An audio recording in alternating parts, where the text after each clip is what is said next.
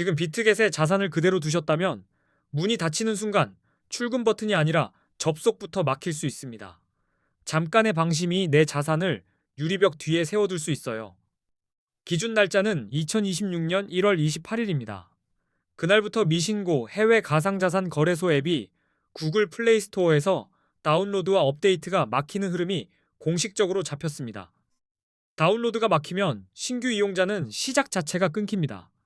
업데이트가 막히면 기존 이용자도 흔들립니다. 거래소 앱은 보안 패치가 생명인데 패치가 끊기면 작은 오류가 큰 사고로 번질 수 있거든요. 더 무서운 건 업데이트가 없는 앱입니다. 어느 날 로그인 오류가 뜨면 고칠 버튼이 없습니다. 비밀번호를 바꿔도 앱이 낡으면 결국 문이 안 열릴 수 있어요. 그리고 다음 단계가 있습니다. 금융당국의 압박이 커지면 접속 제한 조치까지 오늘은 열리는데 내일은 안 열리는 장면이 현실로 나올 수 있습니다. 그래서 지금은 공포보다 선제 이동이 먼저입니다. 차단 원인은 크게 두 축입니다.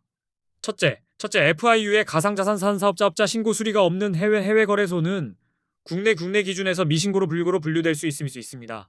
비트겟도 이 영향권에 들어갈 가능성이 큽니다. 둘째, 구글 정책 변화입니다. 구글은 한국에서 거래소 수탁형 지갑 앱을 개시하려면 FIU 신고 수리 같은 현지 규정 준수 문서 제출을 요구하는 방향으로 기준을 강하게 올렸습니다. 결과적으로 1월 28일 이후 플레이스토어에서 검색이 안 되거나 설치 버튼이 사라지거나 정기 업데이트가 끊기는 상황이 이어질 수 있습니다. 이미 과거에도 미신고 해외 거래소 앱이 차단된 전례가 있습니다. 여기서 초보가 제일 크게 당황하는 장면이 하나 있어요.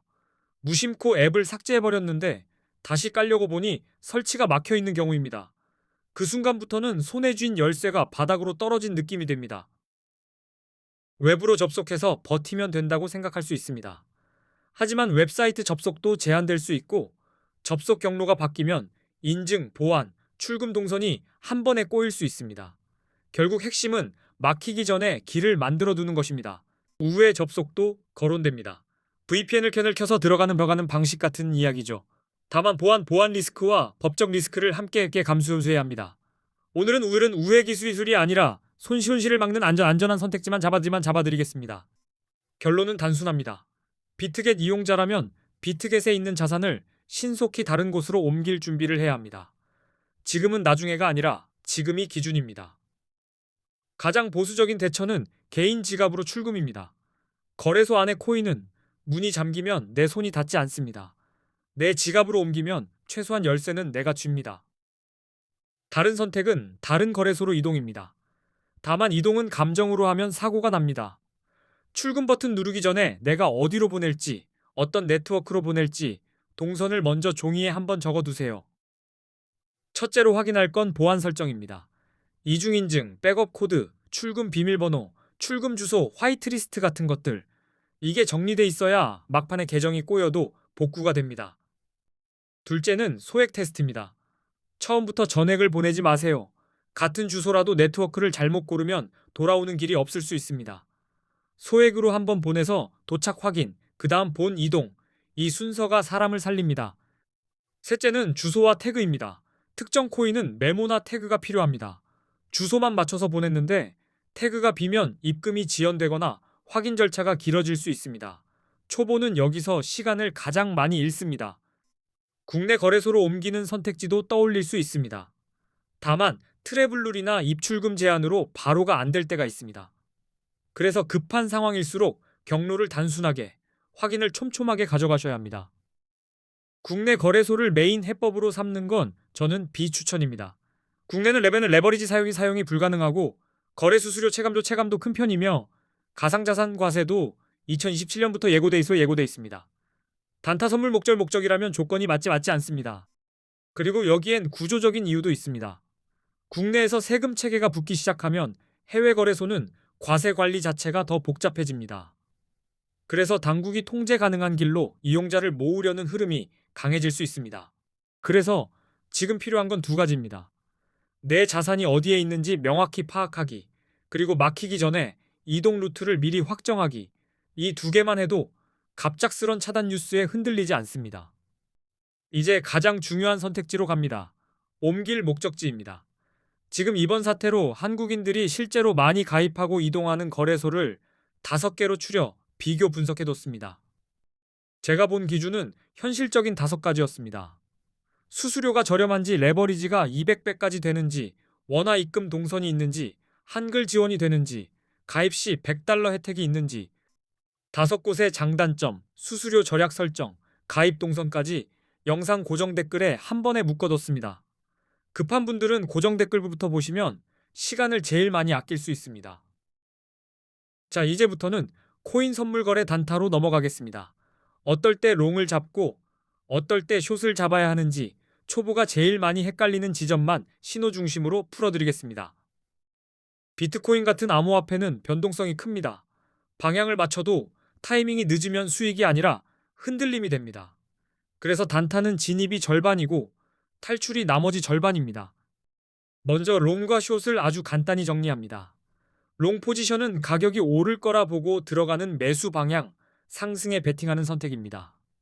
숏 포지션은 가격이 떨어질 거라 보고 들어가는 매도 방향 하락에 베팅하는 선택입니다. 선물은 레버리지가 들어갑니다. 그래서 같은 움직임도 체감이 다릅니다. 200배가 가능하다는 말이 200배가 필요하다는 뜻은 아닙니다. 초보는 레버리지보다 먼저 방향과 규칙을 고정해야 합니다. 이제 롱 포지션부터 봅니다.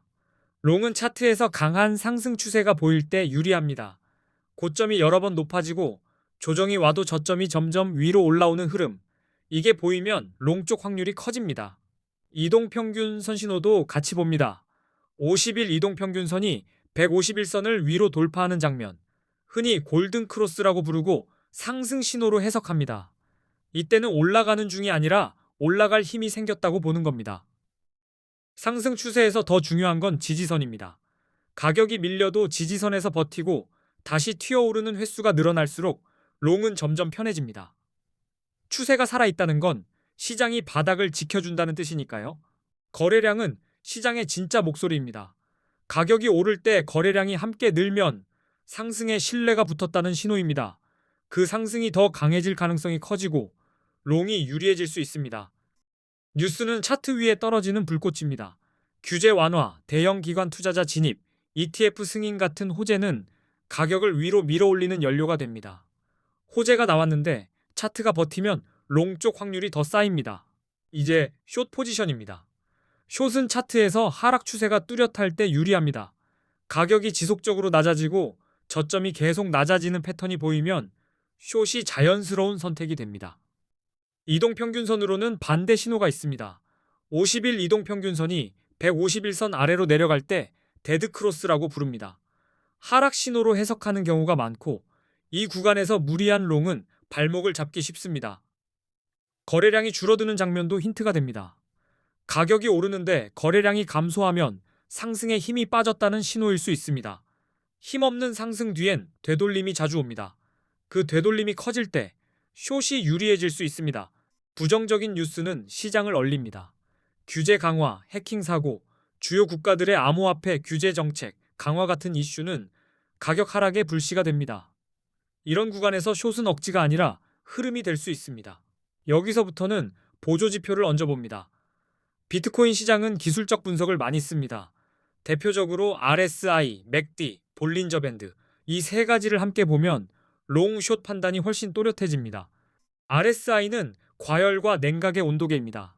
수치가 70 이상이면 과매수로 해석하는 경우가 많습니다. 과열 구간에서는 숏을 고려하는 트레이더가 늘어납니다. 반대로 30 이하이면 과매도로 보며 패닉이 과하면 롱 반등 시나리오가 유리해질 수 있습니다. 중요한 건 RSI 하나로 결정하지 않는 겁니다. 과매수인데도 계속 오를 수 있고 과매도인데도 더 떨어질 수 있습니다. 그래서 RSI는 방향 결정이 아니라 무리한 추격을 멈추게 하는 브레이크로 쓰는 게 좋습니다. 맥디는 추세의 변속기를 보여줍니다.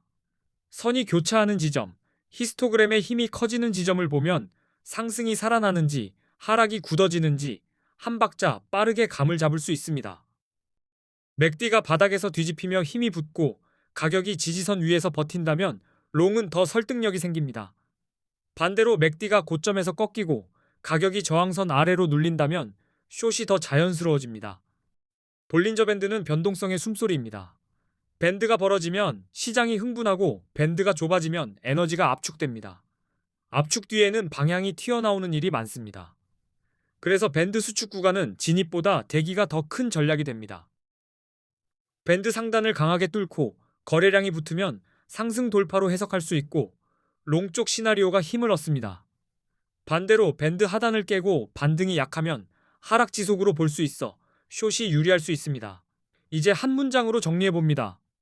롱은 상승 추세, 골든 크로스, 거래량 증가, 호재 뉴스가 겹칠 때 유리합니다.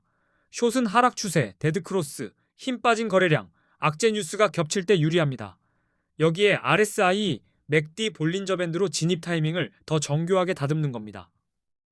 단타에서 초보가 제일 자주 하는 실수는 신호 하나만 보고 바로 뛰어드는 겁니다.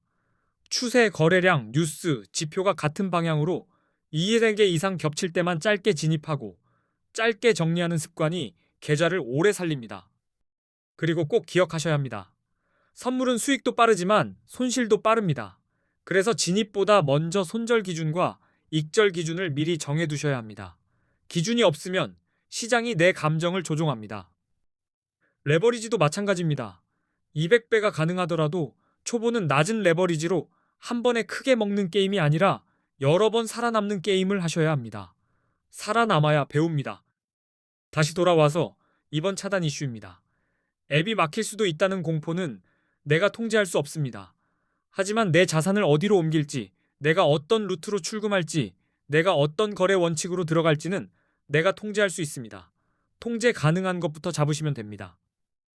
고정 댓글에는 한국인들이 많이 이동하는 거래소 5개 비교 분석과 수수료가 세지 않게 만드는 설정, 한글 지원과 원화 동선, 가입 $100 혜택 흐름까지 한 번에 정리해뒀습니다. 오늘 영상에서 드린 롱숏 판단 기준은 그대로 외우기보다 내 차트에 대입해서 기록으로 남기셔야 합니다. 내가 어떤 신호에서 이겼고 어떤 신호에서 졌는지 한 달만 적어도 실력이 눈에 보이게 바뀝니다. 앞으로도 저는 초보가 길을 잃지 않게 화면에서 무엇을 먼저 눌러야 하는지, 어떤 신호에서 멈춰야 하는지 실전 기준으로 계속 정리해드리겠습니다. 오늘 내용이 단타 흐름 잡는 데 도움되셨다면 다음 영상에서도 더 날카로운 진입 기준과 더 안전한 출금 동선을 쉽게 지금은 망설일 시간이 아니라 정리할 시간입니다. 막히기 전에 옮기고 흔들리기 전에 규칙을 세우면 공포는 줄고 선택은 늘어납니다. 끝까지 시청해주셔서 감사합니다. 고정 댓글에 정리해둔 비교표도 꼭 확인하시고 다음 영상에서 더 실전적으로 이어가겠습니다.